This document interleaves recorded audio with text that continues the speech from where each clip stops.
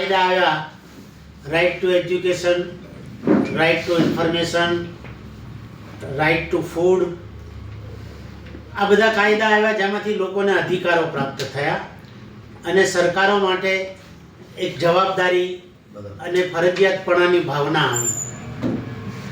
એ જ અનુસાર 2005ની અંદર Mahatma Gandhi national rural employment guarantee act, MNREGA act જેને કહેવામાં આવે છે, એ ઘડવામાં આવ્યો અને 2006 દરમિયાન એનું અમલીકરણ કરવામાં આવ્યું.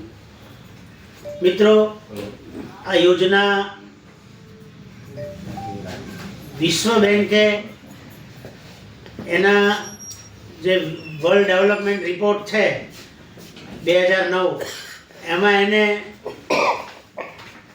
Stellar programme four rural development એટલે ગ્રામ વિકાસ માટેનો ઉત્કૃષ્ટ કાયદો એવું આ યોજનાને બિરદાવવામાં આવી હતી.